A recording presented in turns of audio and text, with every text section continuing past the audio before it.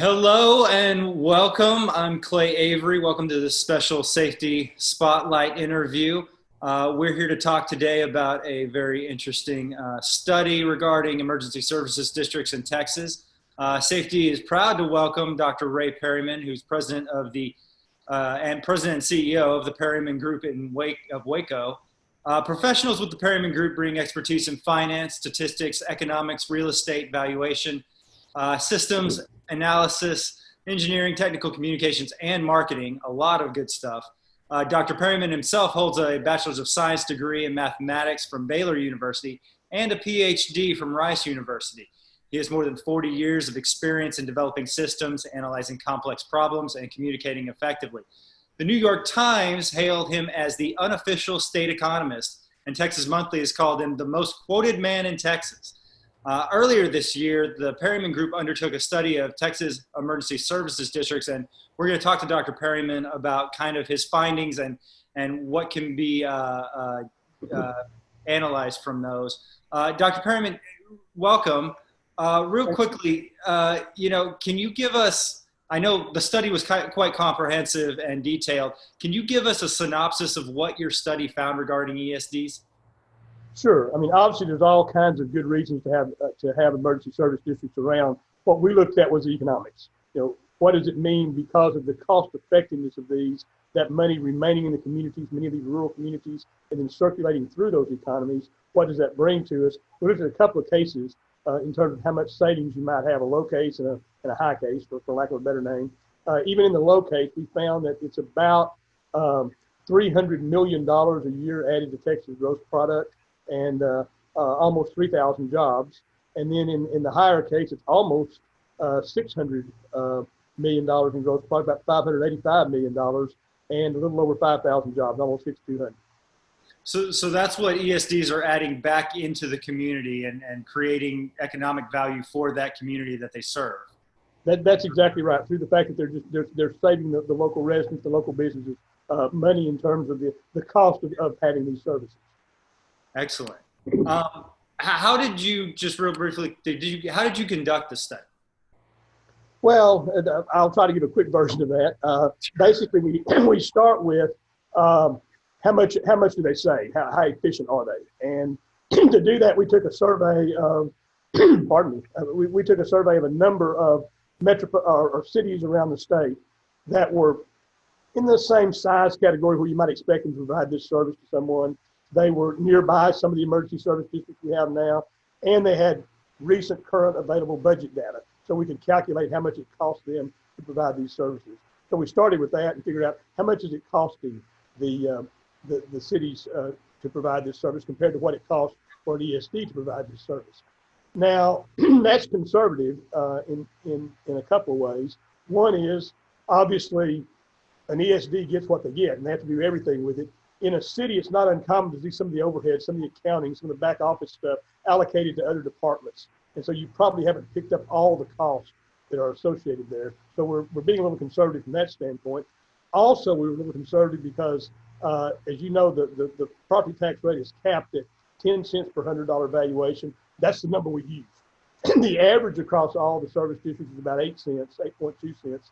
But most of the larger ones are closer to 10 cents. So if you get a weighted average, it'd be pretty close. But anyway, we took the max. And then we took the difference in those, applied to how the area they serve, the people they serve, the millions of people, the thousands of businesses, and then said, how much direct savings is that? And we made that calculation under two different scenarios, again, a high and a low. And then beyond that, we said, okay, what happens to all that money that's saved? Well, some of it gets paid in taxes, and some of it gets saved and spent somewhere else. But a lot of it stays in Texas and stays in these local communities. And that money gets respent by local businesses, by local households, on all sorts of things, the things we all go out and buy every day. And so we said, when all of that happens, what does that do? And we have a big economic model that will help us make those calculations tied specifically to the areas that have emergency services. So if I'm understanding correctly, it's sort of the bang for your buck argument is that you looked at these municipalities that are spending all this money, and as you said, you were conservative. You looked at a capped out maximum 10 cents ESD, which we know there's a lot that aren't, as you said, and then some of these cities are, doubling their overhead and are using their central overhead and their centralized accounting systems and whatever, whereas ESDs don't have that luxury. Right. That's exactly right. And you still found that ESDs were saving money that was then being able to be put back into the local economy and resulting in economic value. That's correct. That's absolutely correct. Okay. In your analysis, did you notice anything how the tax effort for ESDs compared to that of the municipalities that you surveyed? Sure. As I said, we did a couple of cases. When we looked at all these cities, they fluctuated anywhere from 14 cents to 22 cents in the sample that we had. It was a rough range. And there were a lot of them kind of clustered right around 14, 15, 16 cents. So that's what, for the low case, we took those. We took the ones that were, because there was kind of a cluster of them, and then there was a little bit of a gap. So we took those. That was averaged out to about, 14.8 cents, something like that. For the higher case, we just took the average of everybody. We didn't take just the high ones. We just took everybody. That was about 18.5 cents. So you're looking at, 14 cents versus 10 cents or 18 cents versus 10 cents. So you're looking at some pretty sizable savings here. When you realize there are millions of people served by ESDs, thousands of businesses served by ESDs, that turns into a significant amount of money and economic impact very quickly. Absolutely. So one question that I know a lot of folks ask about is savings on insurance premiums through different methods. Did you look at any of that? We did, and unfortunately, there's not a one-to-one correspondence. The insurance companies don't say we charge this much if you have it, and this much if you don't. But we do know, and we do have some data, that insurance companies try to balance their risk and their return. And if you have an emergency service district in place, you have minimized the risk of damage, whether it's from fire or emergency services or what the case may be. You've reduced those risks for them. And so we looked at the economic information we could find on how they value risk, how they set risk, what the emergency service districts bring to the table. Many of them have very, very high safety ratings in some of the ratings that are done. And we figured out that there would be at least 3%. Okay, and so we took that number because that's a lower end. It's at least that much. It may be a little more. And then we applied that to what are the typical insurance rates? Again, how many the households that are in the districts, the businesses that are in the districts. How much would they normally pay in insurance? How much would you save? And then how does that money flow through the economy? And even that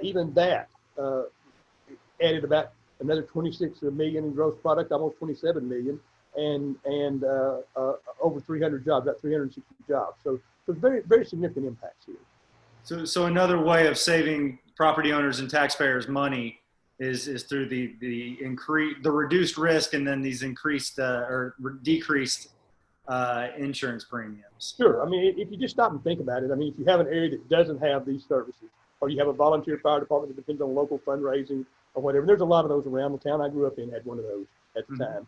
And, if you stop and think about it, and you look at the response times, and you look at the ability to get the new equipment you need and those kinds of things, that's all very limited. And so what that means is if you have an incident in one of those areas, the response is probably not going to be as rapid, as efficient. Consequently, the cost is going to be higher, the damage is going to be higher. Insurance companies look at that when they're determining how much the rates should be. And ESDs obviously bring a lot to the table in that regard. Excellent. So to kind of sum up here, what would you say that your study can tell Texas policymakers about emergency services districts? Well, I think that the first thing I would say is beyond the study that it's obvious that emergency service districts provide adequate funding. They provide stabilized funding, which is very important for these kinds of services. And I would also add to that we're coming into a new world now. We've been through a pandemic here, and the world's going to be very different. And the competition for new activity, which is so important for our rural areas, especially our smaller cities, is going to be very intense.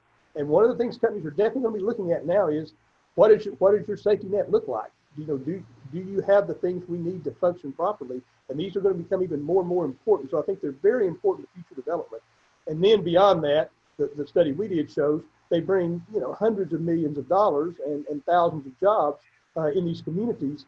That's very important again to the sustainability of rural areas, to the ability of rural areas to grow and prosper and invest and be attractive to people and retain young people. All of those things are very important. ESDs play a role in that, and I think that's a very important message for lawmakers and the other constituents.